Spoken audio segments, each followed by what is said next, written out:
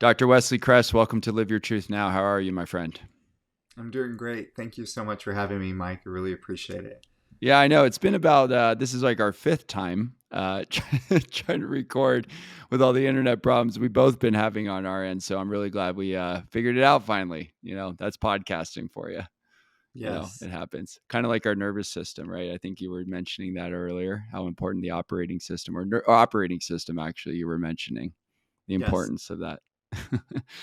I want to dive into my first question. We were talking earlier before through our multiple kind of like conversations we were having trying to figure out the internet. We were actually talking about how to become friends with your ego. And I thought this was such a relevant topic for someone like you who's very well versed in the mind body connection through your medicine practice, also working with top performers in the world, really understanding the importance and the role of the nervous system. And as I was diving into kind of some of the questions I wanted to get into with you today, the first thing that came to mind was this process of the discovery of the true nature of who we are. And I know that's like a very complex way to kind of jump into the episode, but I think it's important for context that people hear a little bit about your journey and how you came about identifying this relationship between the egoic structure, your very own, and the true nature of who you are. I'd love to have you share a little bit about what led you to that process and how you discovered this relationship between the ego and our true selves and how we need to be friends with it. Yes, I think that's a great starting point. It started around age 7 for me. The reason it started was at 7, I started to experience a lot of somatic symptoms and signs that opened me up to the nature of reality, you could say, or my reality at this point, which would be better defined as an egoic structure that had emerged from early trauma that I had experienced. So at age 4, I had been raped, and this had continued on for many, many years and was sort of the basis of what led me down this path of self realization, spirituality, healing, and medicine. And this was both the paradox of the most profound journey that one could take, because I would say that this is the most valuable journey that one could embark on, and yet also the most challenging. So, from age 7 onward, there was sort of a seeker, you could say, within me, a searcher for the truth. And what that truth ended up discovering was that the truth was so close that I sort of miss it. And that is the nature of the egoic structure, is that through trauma and through the construct of the mind, is that we essentially don't have a direct connection with truth. And it's doing the best that it can to actually protect us. So the egoic structure is designed to help us survive. And so there's nothing inherently wrong with the egoic structure.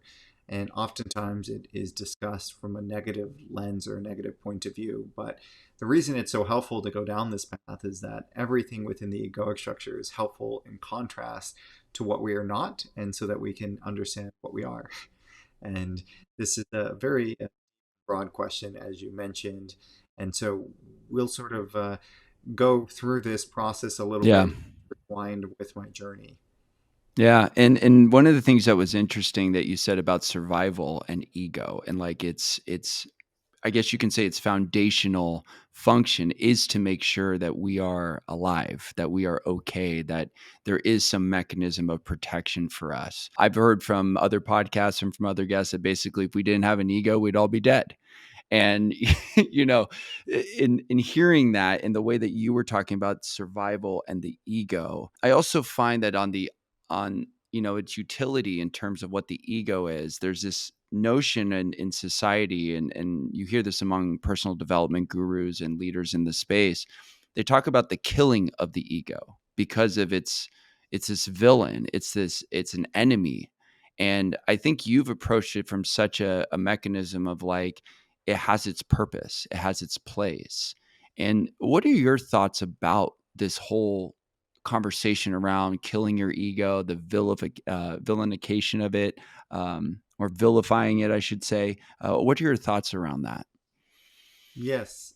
For one, you can't necessarily kill an illusion. So Mm. uh, that's Mm. sort of can see past it or through it. It's sort of like a magic trick. If you were trying to like look at the magic trick and somehow like make it different than what it was, the only thing that Yeah. changes is your perception of it, meaning you recognize it for what it is.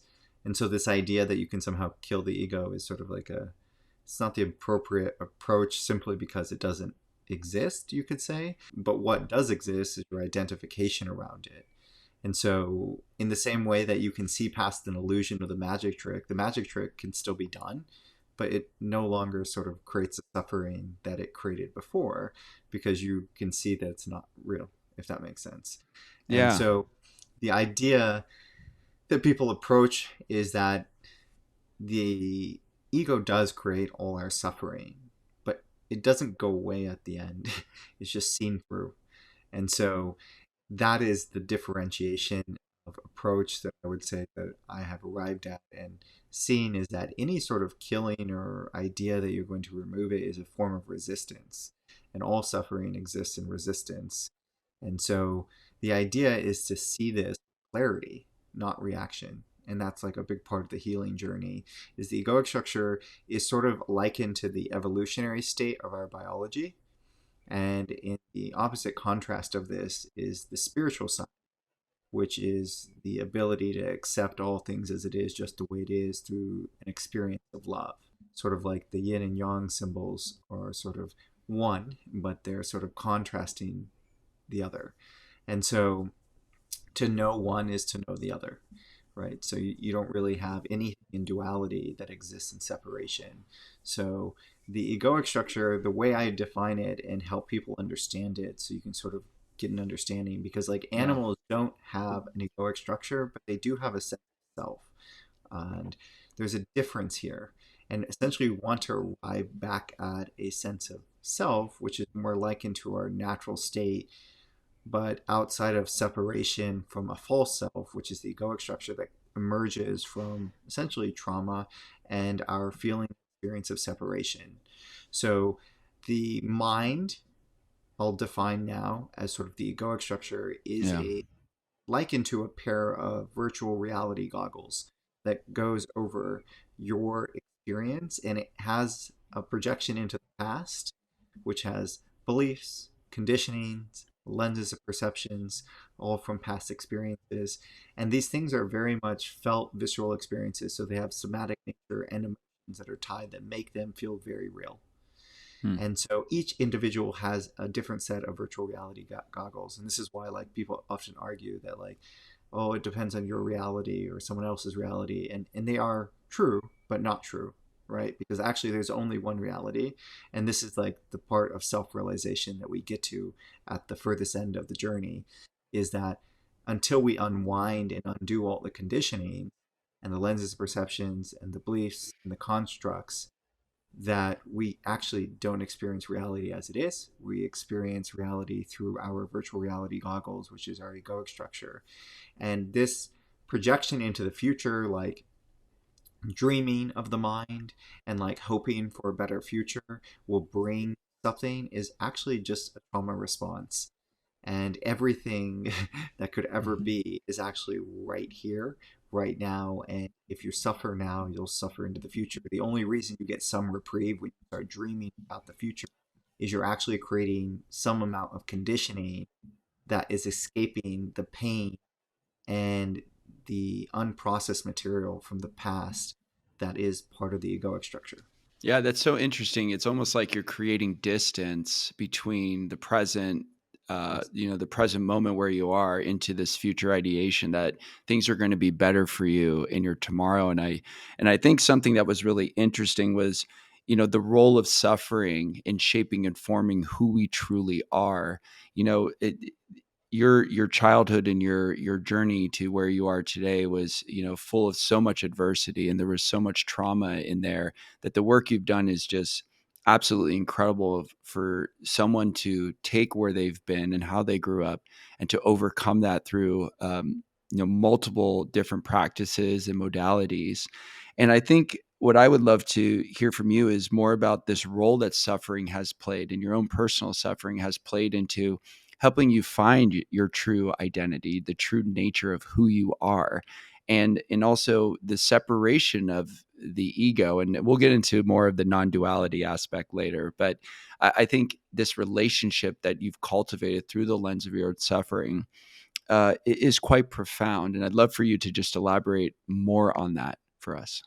Yes. So suffering is sort of the compass back home, right? So wherever we Mm, suffer is sort of where we have to look in terms of healing, right? So it's oftentimes like in current society where someone's like, "Oh, you triggered me," and they see that person as a villain, but along your healing journey, you see that person as a gift because wherever you are triggered is essentially where you need to actually bring healing to. Because at yeah. the end, like suffering again only exists in the nature of the egoic structure. So every person that triggers you is a gift to look at the areas of healing that needs to still take place. And suffering was something I became very intimate with because of the nature of my path. And Yeah. I should mention one other thing that probably is important. Obviously, I mentioned the rape, but I also should mention I grew up in a cult religion. So I had the extreme end of the constructs of the mind, where essentially our paradigm was that everyone outside of this construct of beliefs was sort of going to a lost eternity. And so it really narrowed me into this like conditioning at a very young age. And it just so happens that like our sexual energy is the most powerful.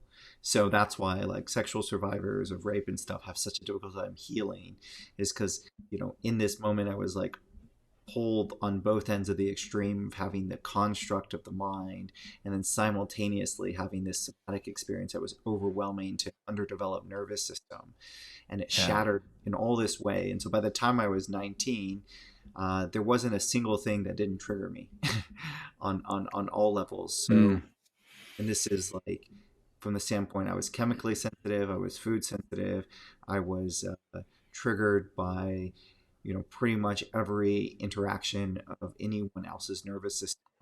And so essentially I had gotten to the furthest end of what we would consider in a broad sense contraction. yeah. So, and then to contrast to where I'm at today is you know, a state of samadhi. So this is like not having really any triggers to anything. So this has been like walking the whole path from contraction to expansion has been one at which I've been able to derive a deep sense of direct experience to a lot of these truths that are actually very real experientially in terms of spiritual truths and things around the egoic structure that oftentimes get left to the mind, because like none of this is actually in the mind. It's actually a Mm, direct felt true experience. But in order to get to that direct true experience is sort of we have to let go of the mind. And my first journey was really through the mind because the trauma had pushed me out of my body and into the mind is the first place to escape. And so I had really increased the strength of my mind as my main coping mechanism because I didn't want to. Well, it's not that I didn't want to, but my egoic structure had avoided me from being in my body because that's where all the somatic trauma was. And so my mind was strengthened even more significantly over time. And I did have a natural inclination towards, you know, hyper intellectualism. And so part of my journey was road mapping all of the spiritual path, uh, and you know, not actually the embodiment. The embodiment was like the final layers, and so in some ways, like you, when you're born into such chaos and suffering, you know, you try to find shallow ground of like some yeah. stability. And I thought I could find that in the mind. Unfortunately, no amount of safety can ever be experienced in the mind. It's like a child who starts asking their mom or dad about death. And then they're like, well, what happens if you both die? And then what happens if my auntie and uncle die? And then it's like it just spirals, right? It's Yeah. like no way you can actually find safety in the mind. It only exists in the body.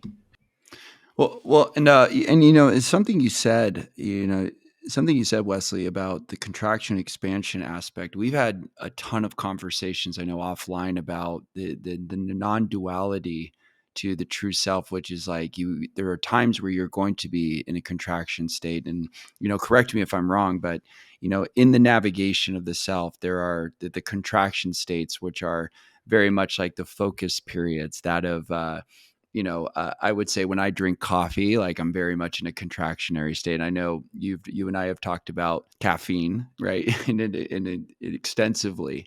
And when I notice I'm on coffee or I drink a lot of coffee, like I am like very focused. I'm very much focused on this very one thing, task getting completed. And then on the expansionary aspect is that through meditation, which I do practice, not as much as I'd like to, but I know I know you're quite the meditation practitioner. But in the sense of meditation, there's an expansionary where you are connected to all things. I found in the journey of my discovery of my own self, right, and my true authenticity has been in playing in those arenas, that in those types of places to where I can be focused, but I am also can be connected to everything and anything all at once. For you, with your personal journey and discovering all of this, what have you found is the most powerful thing in the contractionary states when you are contractionary and also when you are expansionary in nature? And how does that work for you in kind of solidifying your authentic self, your truth that you're living today? Yes, you did a great job of articulating All right, that. there you go. I got it. Yeah.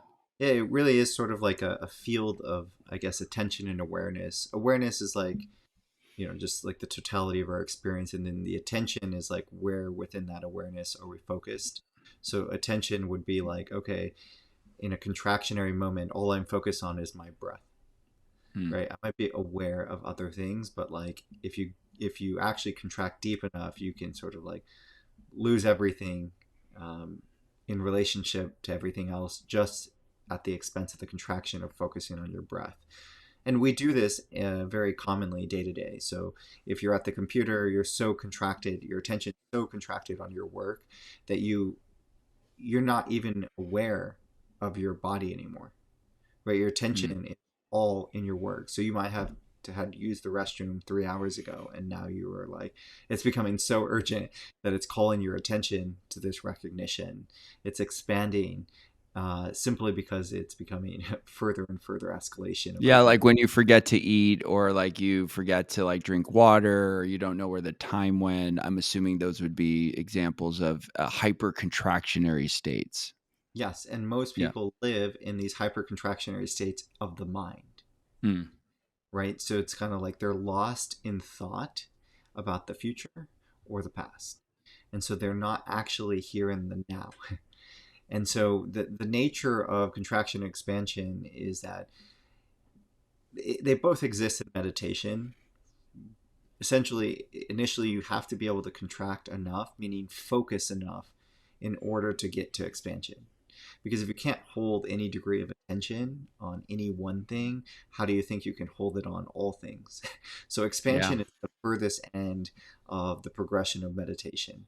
So meditation becomes progressively expansionary, meaning you're not focused on any one thing. And some people like Sam Harris and so forth have talked about this as do nothing meditation. So you're not actually seeing anything in separation as much as like you're just having an experience. And so that is expansionary meditation, but you can't get there without contraction, meaning you can't get to that state without having enough ability to focus your attention. And so most people are in contraction, but they're also in deep states of distraction, like distractibility.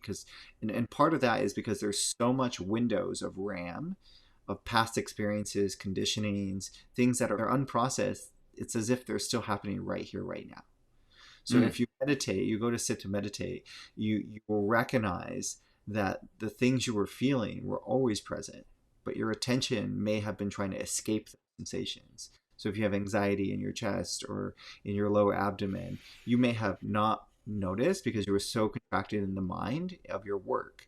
And so work becomes this coping mechanism. That's why like workaholism exists. And I definitely, that was one of my areas of like I would say addiction before I was able to heal some layers, is that you escape into the work as a loss of sense of self, right?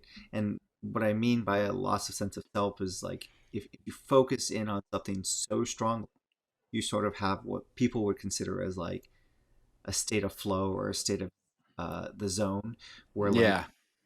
essentially like you're getting a state of the experience of I would say glimpses of what enlightenment is like, and it's because like you don't have the experience of all the distractibility of the egoic structure.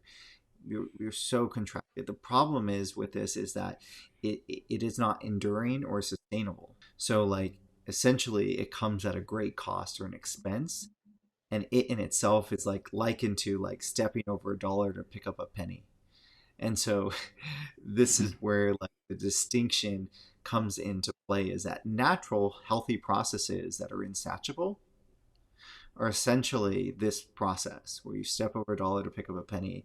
They never actually satiate you, and these are forms of addiction. And so like you could liken it to exercise. Exercise inherently should be healthy if you do it through the nature of the somatic, right? Oh, But if so when you talk about somatic, like the body. expand on that. Yeah, yeah, yeah. Tell me more. Tell me more about the relationship of that, if you don't mind.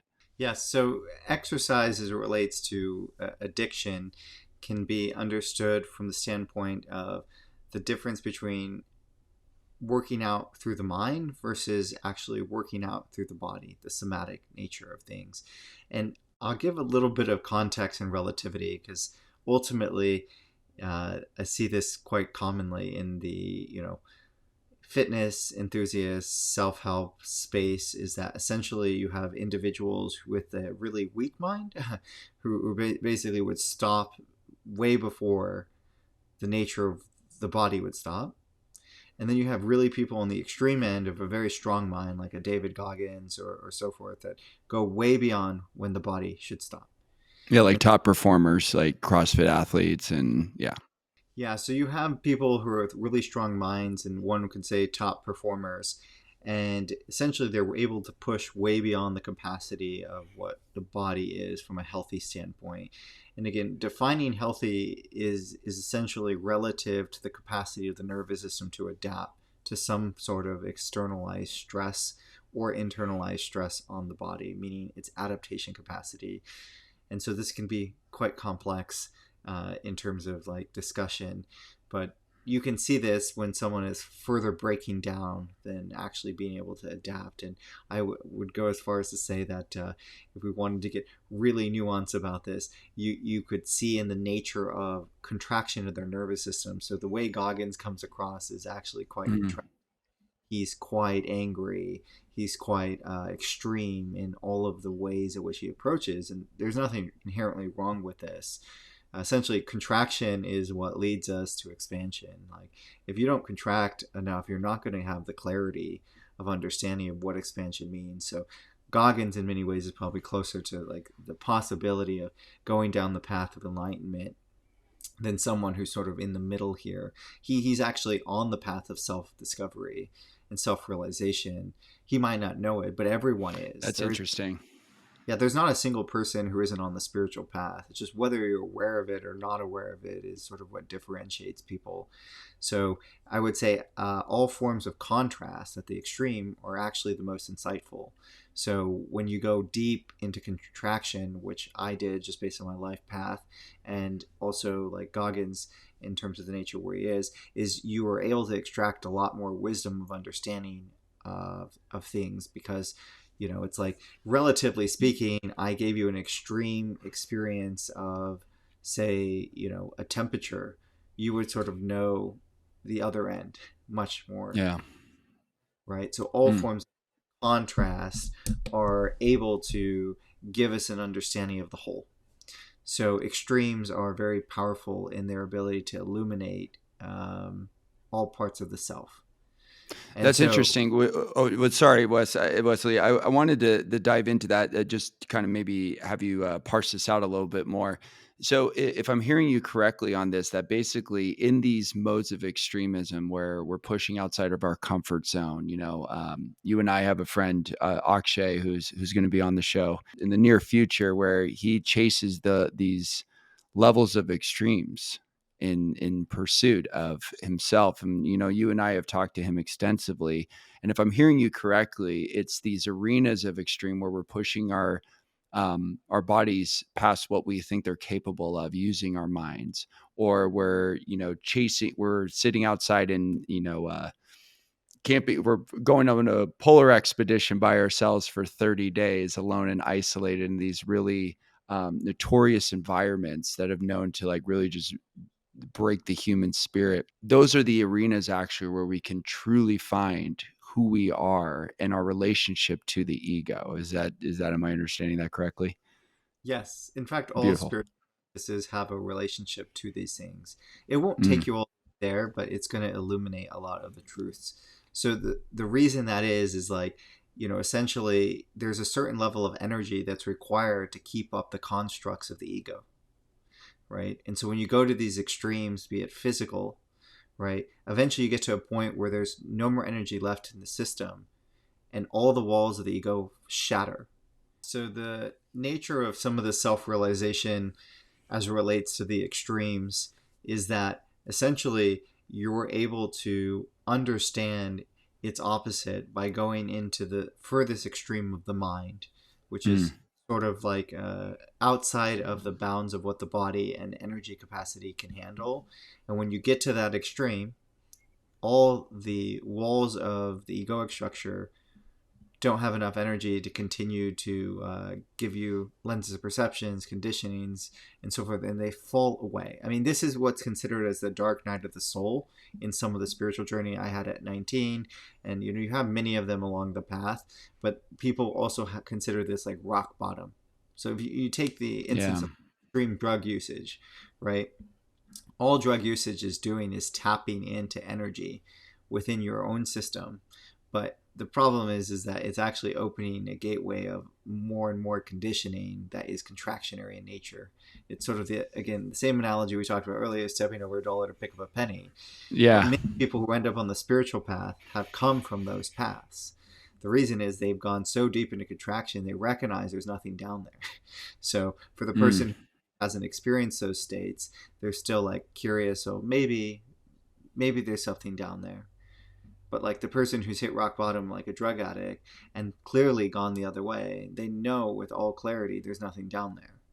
So there's a truth realization through a rock bottom state that is some of the most powerful clarity of intangibles that lead person all the way through to full self-realization.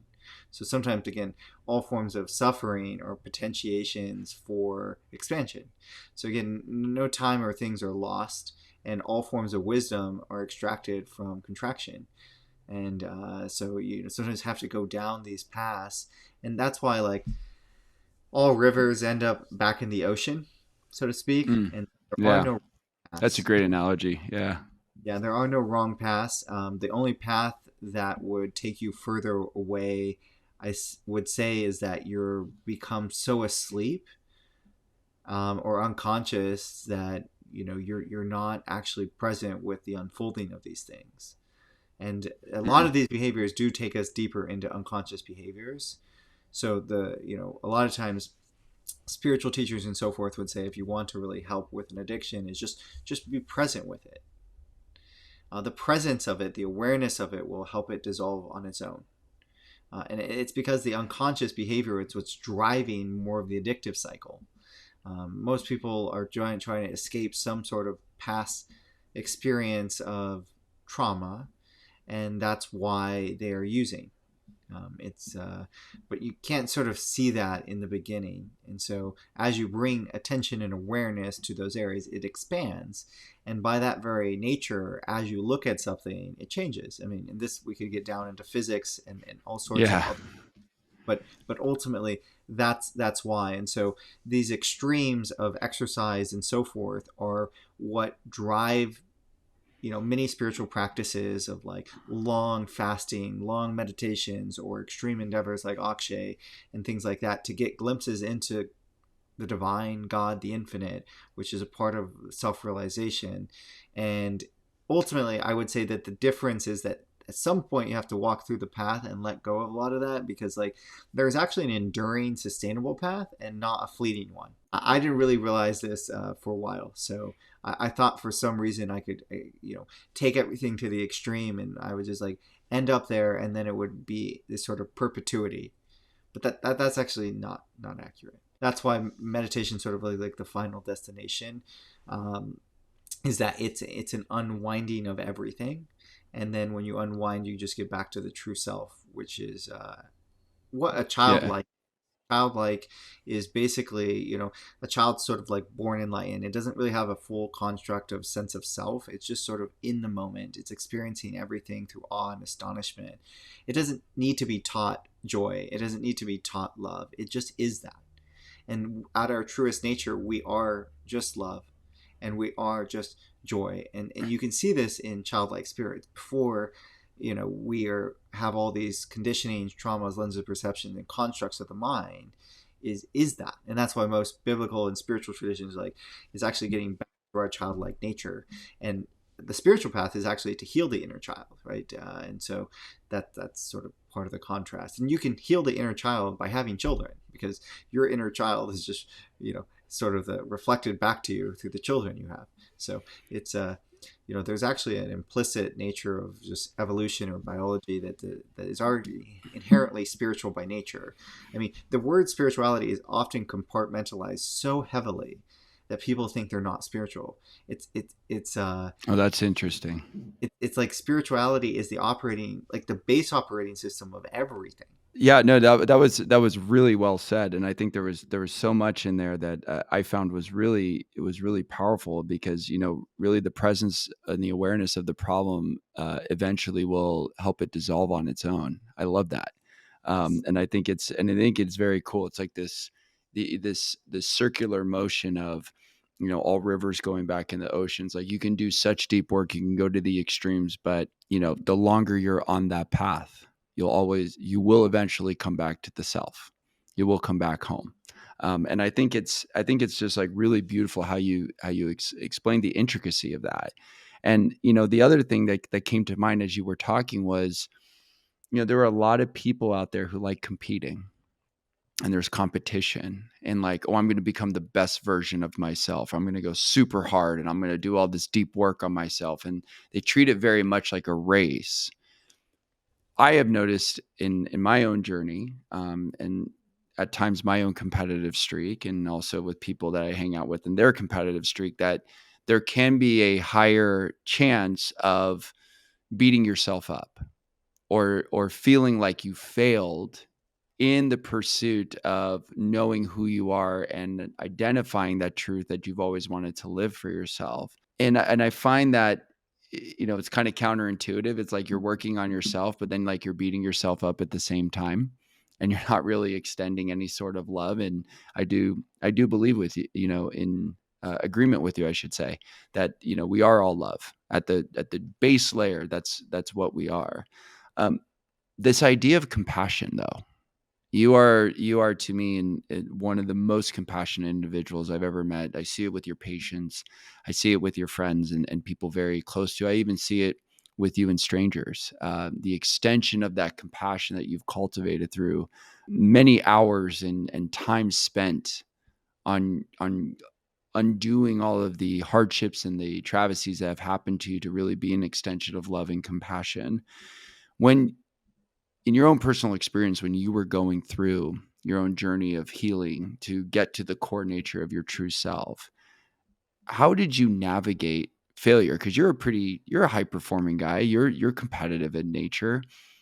How do you navigate your relationship with competition, and how does compassion play an important role in that, or does it play a role in that? Yeah, no, I think these are all great points, and I thank you for that kindness and reflection. And I think going back to some of your points about like people who are competitive with themselves, and speaking to this point, is that when you take a self that you are right now, which is a construct in the mind, and then say, okay, I need to create a new self, you're actually creating a new conditioned self on top of that, right? It's not actually an unwinding, it's a winding process.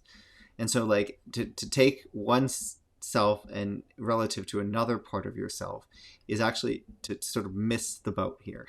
um, Mm.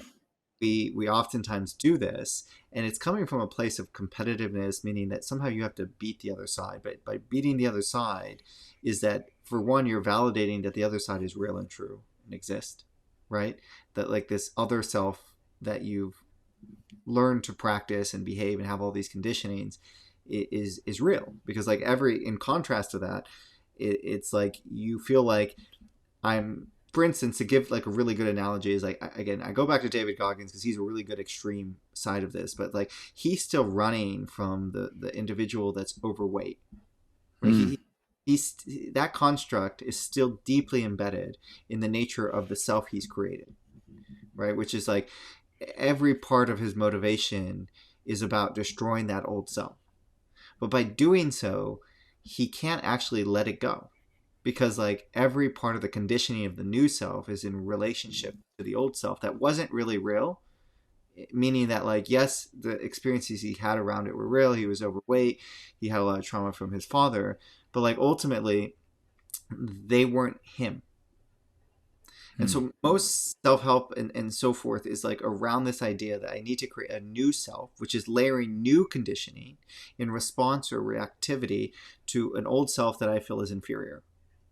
And so by doing that, you're creating a dichotomy of resistance, right? Like two sides pulling. And not only are you validating that the old self was you, but you're creating all this energy in the new self, right? And this is where it's like, I see like this idea of imposter syndrome and all this thing, which is again just another Yeah. construct of the mind, right? That creates a lot of suffering because like it doesn't exist outside of the mind, right? You're creating a construct of relativity. And so to speak to the point of compassion, because I think this all fits in, is like at the nature of contraction that I was at, is that I met myself wherever I was. And I didn't Mm. try to be anything different than I was. And so like a lot of people like understand about the ideas of compassion and kindness, and they start performing these things. And I call it performative compassion or performative kindness. And there's nothing inherently wrong with it, right? In fact, like I would consider like a lot of my path had some of those components along the way, because when you study spirituality, you start performing these things. But like to get to the point where you're not performing is actually to unwind everything. Because at the core base layer of all these things is that's actually our inherent nature. Like Mm. is to be passionate. Because when you go through the transformative process of unwinding these things and actually feeling all the pain from the accumulated traumas, conditioning, lens of perception, you don't have to try to be compassionate. You know, because you've experienced all of this pain directly, right? It's like the person who's, has actually experienced what it's like to not have a meal and to be on the streets of a homeless. If they were to go to the other end of that spectrum, you don't have to tell them to be compassionate. They have been Yeah. through the formative process, right? And so the nature of what I would consider, like when you speak to like Gandhi or Jesus or all the things, they went through the whole process of transformation, which was self-realization. And so they ended up at who they actually were, because all of this is within us. Like the idea, like Carl Jung spoke to quite a bit of this, of like, a lot of people on the spiritual path actually seek the light. And the idea isn't to seek the light. The idea is to take the light you have and shine it in the areas of darkness within yourself that you don't want to face, so that you bring the shadow into the light. And so Mm. all the areas of unconscious behaviors and pain and sort of evil doings that people discuss in the world are actually just areas that haven't been brought to the light. And so the light, again, can be seen as like this attention and awareness and presence that we were referring to earlier in the conversation, is as you bring that to yourself, the things naturally transcend. They naturally transform. And so I think there was this discussion about when Jesus was on the cross and he was getting nailed to the cross. There was an individual nailing him to the cross, and he was looking upon him with eyes of compassion. This was a visceral experience that he had within himself, that he had practiced through all of his transformative practices.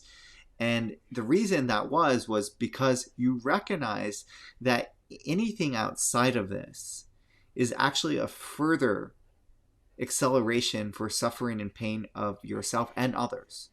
So when Jesus said, "Forgive them, for they know not what they do," he was referring to the fact that if he were to resist what was happening in the moment, which would be to, have taken the pain he was enduring and spew it back out externally through the projection that this person is evil or bad, not from the compassion that this person is deeply wounded and doing unconscious behaviors, because he understood that, having gone through the whole Yeah. self-realization, that ultimately he would be creating a projection of his mind into reality that was actually affecting his entire nervous system and also leading him away from God, right? That's interesting. Wow.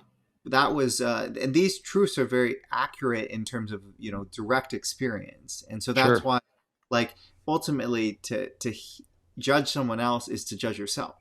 Right? Because, Yeah. and they said that is because it's a projection of your own mind, and so you're creating conditionings that are actually also happening to you. Like, you can't separate these things. And so, like, if someone's very angry or upset and they're actually going to hurt someone else, they're hurting themselves simultaneously, because it's coming from a place of pain already within us. And again, that's why, like, triggers are an opportunity for us to heal. When someone gets triggered, then they, like, lash out with pain. Right, because it's an exposure. Yeah, it's an exposure of something within yourself Yes. that you haven't healed yet. And it's interesting you were talking about compassion. It's, I have found that cultivating compassion is actually, for me, it has been a very long journey to do that. I've had moments of it, times where I felt like I did a good enough job of compassion, but then again, that like almost like defeats the purpose, because I'm like using it as like a quantifiable metric. Like, did I give enough compassion today to X individual during their time of adversity, right? Which is like very counterintuitive to just being compassionate from the lens of who I am. Yes. You said something that I wanted to, we're not, I wanted to kind of dive into this, and then I want to segue into something else that I know you've talked a lot about, and this idea of compassion and anger also being this like non-dualistic relationship with each other. It's like if you're very angry through self-realization, if you're angry, if you've been poor, if you've been overweight, if you've been anything that you feel as though has been really taxing on you, when you go to the other side of, being incredibly in shape, wealthy, going from not angry to that just full of love, compassion is a complete mainstay in that, because you already know what it's like to be in those darker moments. And I think it's really interesting that, this relationship with compassion and anger. But I almost feel like in order, and again, this is just my perspective based on what you said in this conversation, that in order for you to truly have compassion, you must know what anger is. And is anger okay for us to have if we want to achieve compassion, especially for ourselves? If we're mad at ourselves that we don't like the way we look, or we don't like the state of our finances, we don't like the state of our business, is it okay for us to be angry? Is it okay for us to be mad at that? Yes, and in fact, the answer is a resounding yes. You can only, and this is where, like, you can't actually walk the spiritual path through the mind. The mind is this idea that you need to be somewhere other than where you are, or experience something other than what you're experiencing. And this is Mm, where, like, religion falls short, or like some of these things is like you're trying to actually be something you're not. Meaning, okay, you have this anger and you're experiencing the anger, and ultimately you're like, oh, I shouldn't feel this way. But by doing so, you're denying the nature of what you're experiencing. If I were to, like, lay out the entire spiritual path in just a succinct little way that's very short, is that yeah. you don't engage, you don't resist, and you feel fully. And then when I say engage, you don't engage at the level of the mind, but you feel fully. And and don't react. So don't react, don't resist, don't engage, and feel fully, right? And so the very nature is, when you're feeling something inside, let's say you're feeling the anger, right? The idea that that anger is still inside of you is because it hasn't been felt, heard, or seen. And anger is a response to boundaries not being upheld. So anger is actually a natural physiological, biological response that is healthy. Hmm. So again, and that's why the whole path of self-realization has to go through the shadow.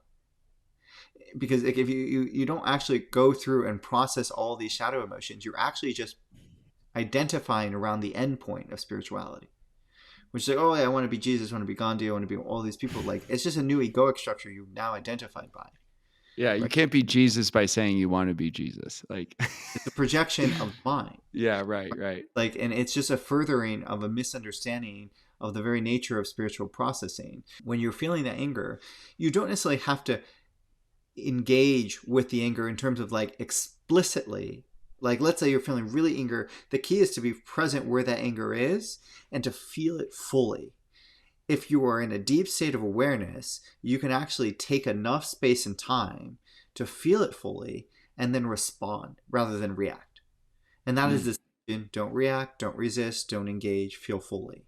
So I would go as far as to say that whatever you're feeling is exactly the area that needs healing. And to go anywhere other than where that is to not be on the spiritual path, but be on the path of the egoic structure in the mind, and to go deeper into illusion and deception of self.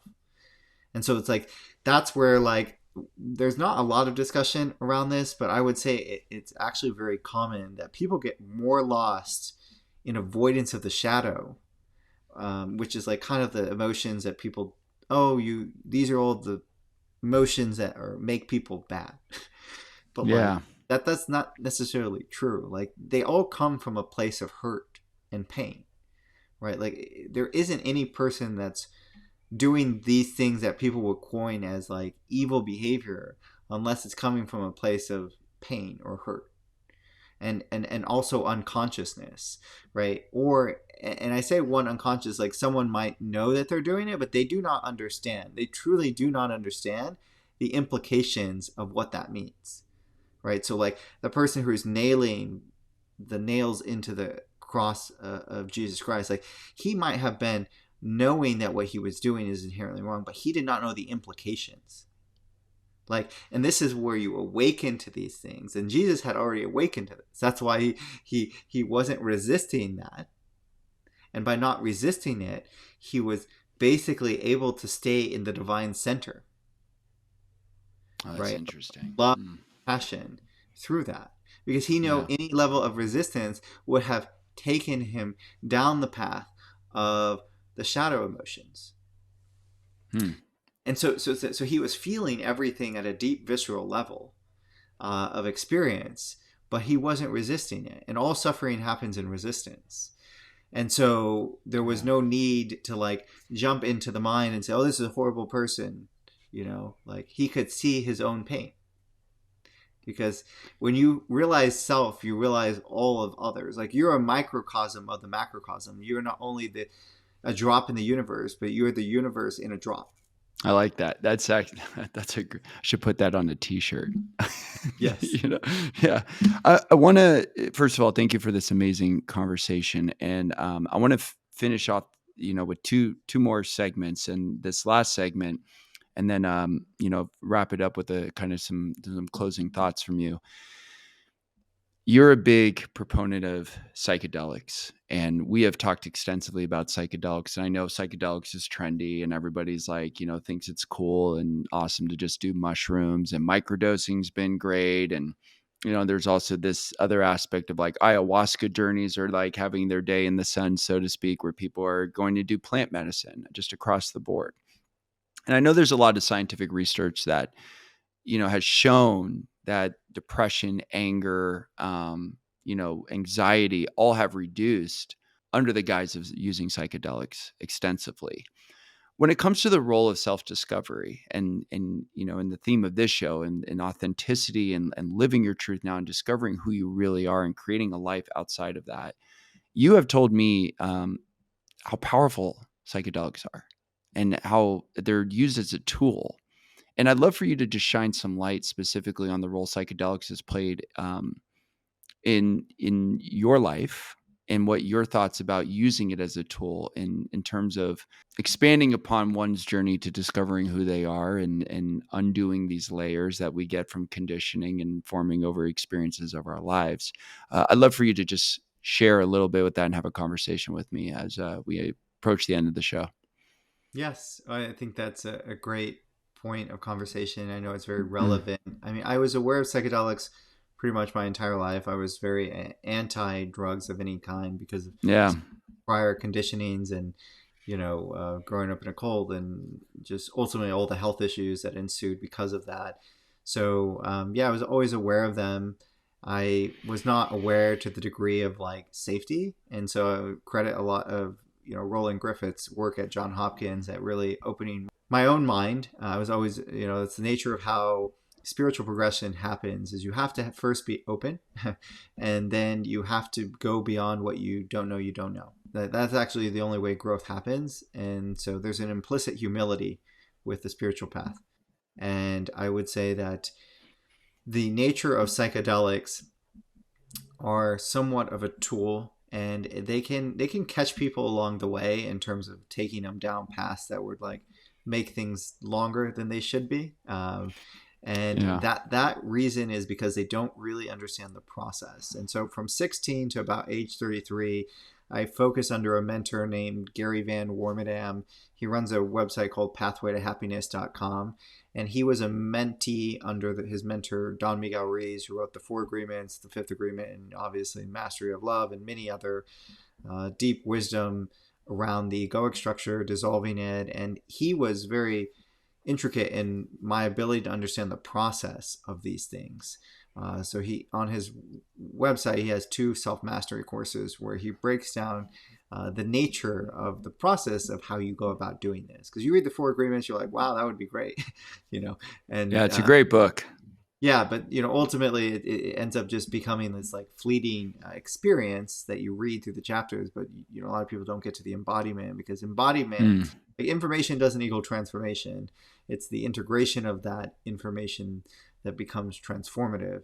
And so this speaks a little bit to psychedelics. Is that, let's say, for instance, someone didn't really understand the roadmap of the egoic structure and all of these things. Like you can't get to enlightenment through psychedelics, right? You can't actually get to a lot of areas of the self just through psychedelics. For one, psychedelics are actually allowing you to let go of the mind and to experience all forms of the self outside of the mind. And that's why it's such a powerful tool, is like, even this conversation that people are listening to, like there's a limitation as to what they will be able to receive through their own lenses of perception of their own mind. And so there's still like natural resistances that we all have up until we like go beyond those, meaning open up beyond those. And psychedelics gives you ability to open up beyond anything you've experienced in the past and that you define as self, meaning conditionings, lenses of perceptions, and beliefs and so forth. And then you're like, wow, what's all of this? And a lot of that is really, a direct connection to the infinite, which is essentially who we are and we come from. And Mm. so psychedelics give the opportunity to experience this in a way that's outside of the level of the mind.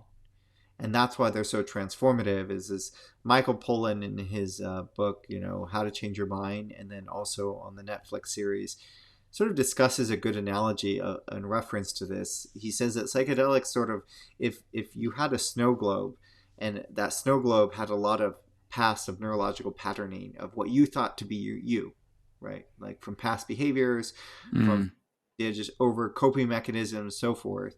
What it does is it shakes that snow globe and it creates this like critical period of opening to actually acquire new ways of experiencing yourself and others.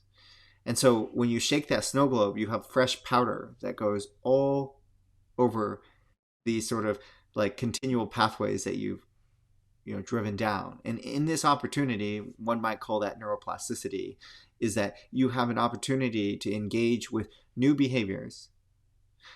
So meditation or things that you're trying to change. And that's why the critical Mm. period of psychedelics is actually something that, again, people aren't really maximizing. So when I got done with a lot of my psychedelics, like I really had a container having studied Chinese medicine, Ayurvedic medicine, and all sort of the natural processes of life.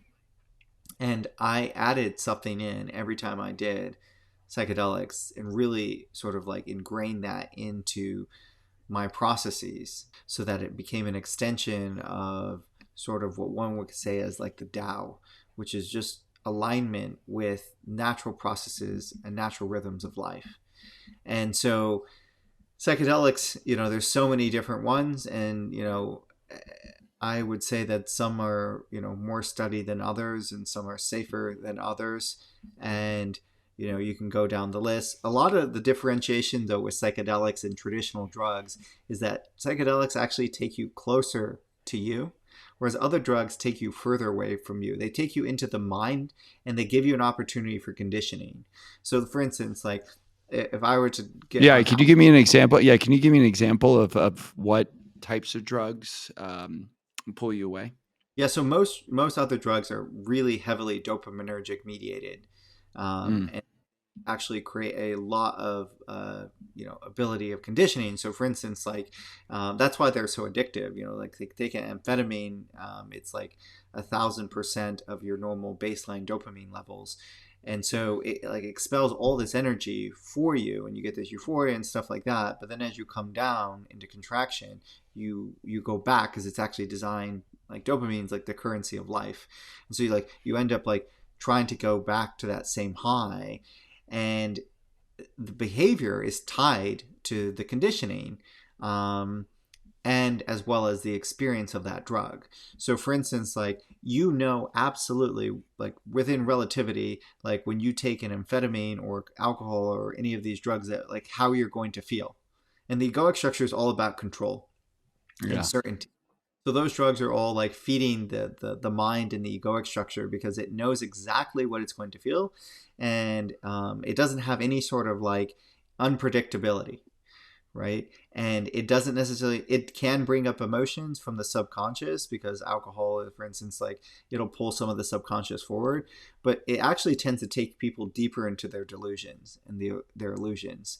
And so, for instance, psychedelics, they work on a 5H2A pathway of the serotonergic network. And what they're doing is they're actually going into the areas of somatic conditioning that you've had in the past that are unprocessed emotions. And that's why, some people say, oh, I had a bad trip or a good trip. They're really just, the bad trips are really the ones that are shining light on the shadow and areas of Right. unprocessed emotions that you didn't want to feel. That's why you coin it as a bad trip, is because it's giving you an experience you don't want to feel. But those tend to be the most healing because those are the areas that you actually have to bring the light to in order to integrate into the whole. So the cycle of completion of a drug is actually representative of whether it's healthy or unhealthy.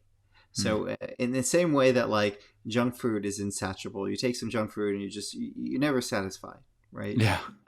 Or if you go and consume some unhealthy behavior like pornography or something like that, it's never healthy because essentially like you can never get enough of it. Like it's not satiating. There's not a complete cycle loop to it, right?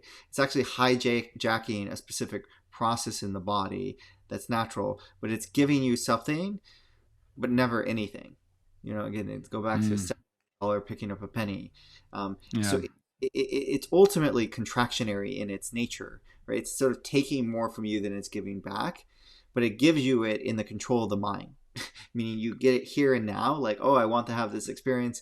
I'm going to, participate in this drug, but it's insatiable, right? But with psychedelics, Mm. like, there's a reason why they're non-addictive, right? Like, you go through a psilocybin journey, you're like, whoa, like, I just had to process all these emotions that I didn't want to Yeah. feel, and you're Yeah. like, I don't know if I'll be touching that for a little while or maybe a few weeks until like I fully integrate all of that. And it's Mm. because it's taking again closer into yourself and actually making you feel, right? The other drugs aren't making you feel, they're giving you what you want, right? And that's why like psychedelics give you what you need, not what you want. And so there's just distinct processes, and one is satiating. I mean, there's a complete cycle loop that happens with psychedelics. I mean, of course, there's some people who like do them more and are more willing to do that work. And of course, it's not the only piece of the process. But ultimately, I think it is contingent on the nature of that individual and how much work they're willing to dive into, and also how much energy and the nature of health of the nervous system can integrate. Yeah. Um, we can have a long discussion on that component itself, but ultimately, the unhealthy nature of insatiable path of the drugs that most people use. And if you want to know what those drugs are, just look at the black market, right? The black market will tell you whether something that has a huge demand is probably because most people are caught in the egoic structure. As to whether those are unhealthy or not, I mean, there's a really small market for psychedelics because like very few people want to go down there, and if they do, on the other side, they always mix it with the other drugs, right? Like they don't ever take psychedelics Yeah. on higher dosing because they're trying to avoid feeling something which is like traumatic in nature. Yeah, I was gonna say that. It was like it's like a fear of discovering what they would find, like Yes. in within themselves. Yeah. Mm. Yeah.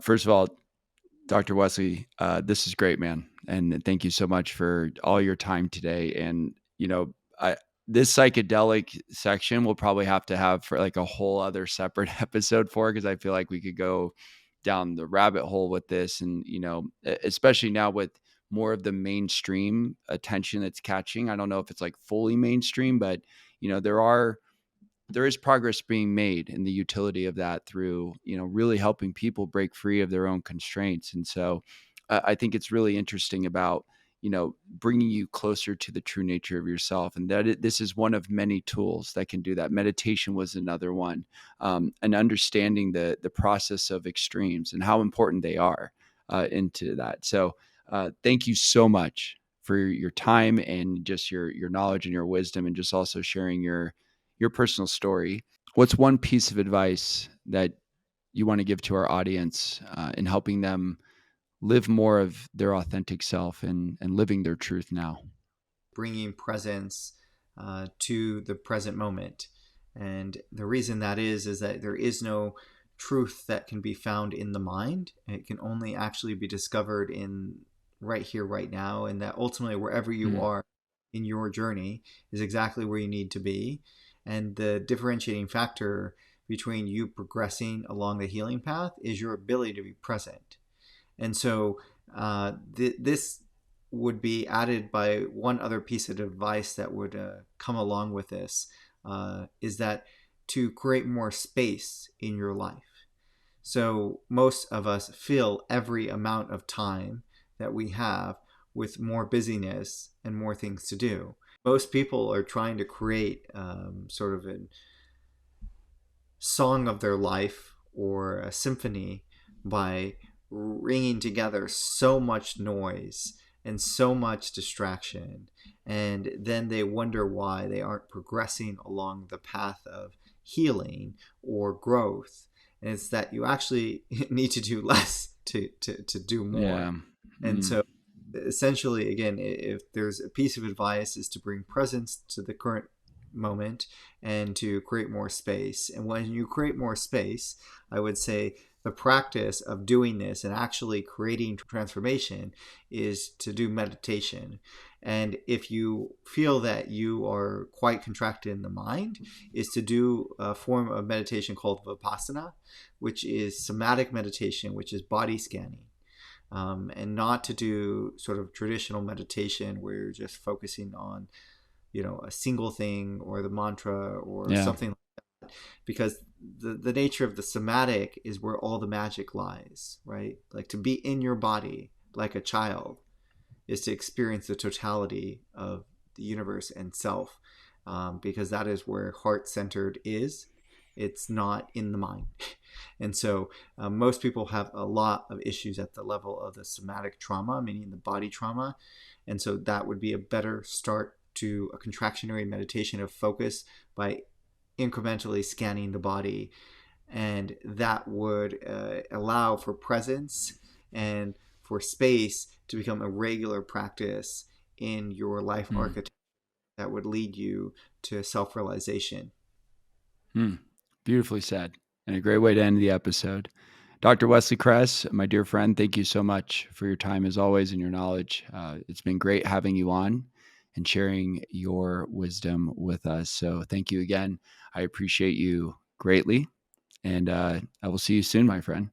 Well, thank you, Mike. Thank you for creating this podcast and this platform of living your truth. And you are the embodiment of being directly on the path and being in the perfect area of helping myself and so many others continue to grow along their path, because at the Mm, end, we're all just mirrors to each other on this path. And it's a beautiful testimony for me to see your growth, and to be a thank participant you.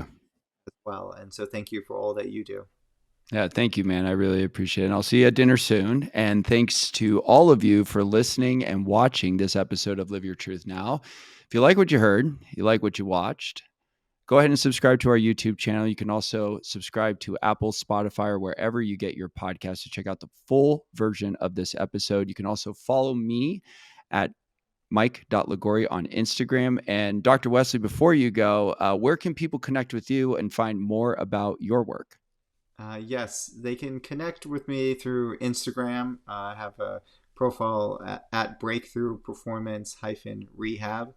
And also, they can connect through my website at breakthroughperformance rehab.com. And those are the areas that they can find me and reach out. I also do consults, virtual and so forth, if people are interested in doing appointments like that. And then most of my sessions are in clinic. But yeah, those are the areas they can connect with me. Amazing. And we'll put those links in the show notes for you guys to check out. I have seen, personally, have seen Dr. Wesley multiple times over the course of my residency here in the Phoenix area. And I know my fiance continues to see you as well. And you've done so much for us on the health front. So go check out Dr. Wesley. Thank you guys again for tuning in. We will see you next time. Peace out.